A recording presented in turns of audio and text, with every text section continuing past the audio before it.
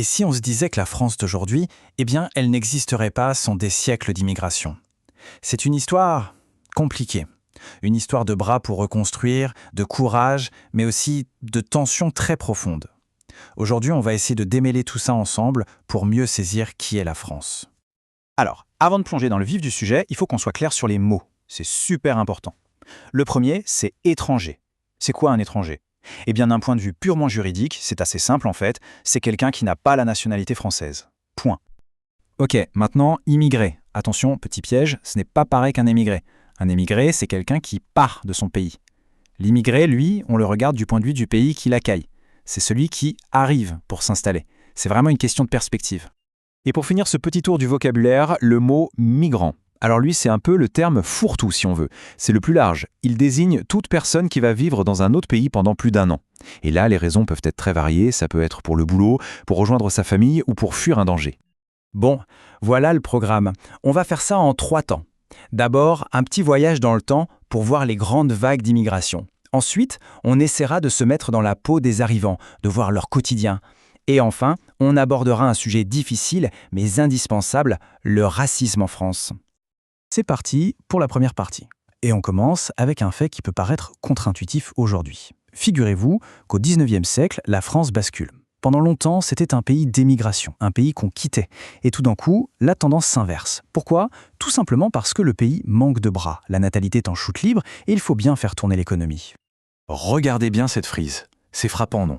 Chaque grande vague d'immigration colle pile poil à un moment clé de l'histoire économique française. L'industrialisation 19e, la reconstruction après 14-18 et bien sûr le boom des 30 Glorieuses après la Seconde Guerre mondiale. À chaque fois, l'immigration a été, en quelque sorte, le carburant de la machine France. Alors qu'est-ce qui poussait les gens à venir? Grossièrement, on peut voir 2 raisons principales. D'un côté, il y a l'immigration purement économique. La France passe des accords avec des pays comme l'Italie, la Pologne, pour faire venir des travailleurs. C'est très organisé. Et de l'autre côté, il y a l'immigration qu'on pourrait appeler géopolitique. Là, ce sont des gens qui fuient la guerre, la persécution. Ils ne viennent pas pour un travail, ils viennent pour sauver leur peau.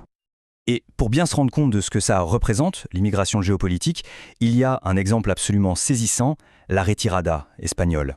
En 1939, imaginez en seulement 15 jours, un peu plus de 2 semaines, près de 600 000 réfugiés espagnols qui fuient le franquisme, des ferles en France. C'est énorme, un véritable exode. Très bien, on a vu pourquoi et comment ils arrivaient, mais une fois sur place, en France, comment ça se passait pour eux? C'était quoi la vie de tous les jours?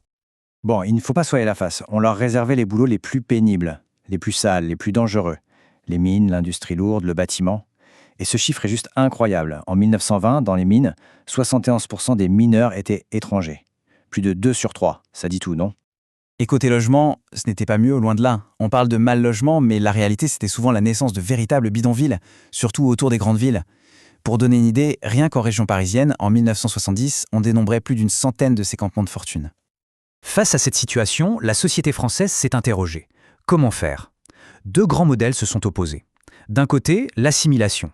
L'idée, c'est que le nouvel arrivant doit, gommer ses origines pour devenir complètement français. Il doit se fondre dans la masse. De l'autre côté, l'intégration. Là, l'idée est différente. La personne garde sa culture d'origine, mais elle s'insère dans la société. Elle y participe. C'est une vision plus plurielle. On arrive maintenant à la 3e partie. Et c'est sans doute la plus difficile à aborder, mais elle est essentielle. On va parler du racisme. Comment cette idéologie s'est construite et comment elle a pu s'installer durablement en France. Une chose très importante à dire tout de suite, scientifiquement, les races humaines, ça n'existe pas. C'est un fait. Par contre, le racisme, lui, existe bel et bien. C'est une construction sociale, une idéologie, l'idée folle qu'il y aurait des groupes humains supérieurs à d'autres et que ça justifierait, de les dominer. Mais alors, d'où ça vient cette idéologie? Elle ne sort pas de nulle part. Elle s'est construite, brique par brique, surtout à l'époque de la colonisation. D'abord, on a détourné la science, avec ce qu'on a appelé le darwinisme social. Ensuite, on a trouvé une justification morale, la fameuse mission civilisatrice de la France. Et enfin, on a rendu tout ça très visuel. Ce visuel, c'était par exemple les zoos humains ou les expositions coloniales. Le but était affiché sans aucune honte, on le voit ici, montrer la domination de l'Occident. Il s'agissait de mettre en scène des indigènes dans des décors reconstitués pour bien enfoncer le clou dans la tête des Français. Nous sommes les civilisés, eux sont les sauvages. C'était une véritable propagande.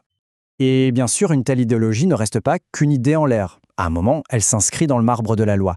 Le racisme devient légal. Et ça va se traduire par des persécutions ciblées, organisées par l'État lui-même, notamment contre les Juifs et les Roms. Et cette logique, elle a mené au pire, à l'horreur absolue.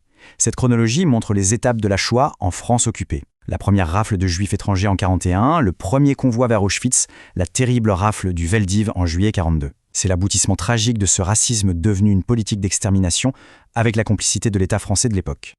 Alors, pour conclure, que retenir de tout ça? On a vu que l'histoire de l'immigration en France, c'est vraiment une histoire à double face. D'un côté, une force vitale pour le pays, une nécessité économique et une incroyable richesse humaine. Mais de l'autre, une histoire marquée par l'exploitation et par une idéologie raciste aux conséquences terribles. Et finalement, on ne peut que se poser la question, aujourd'hui en France, qu'est-ce qu'il reste de tout ça? Comment cet héritage, ce mélange complexe d'accueil et de rejet, d'intégration et de racisme, continue de modeler la société française? C'est une question ouverte, bien sûr, une histoire qui, en réalité, est encore loin d'être terminée.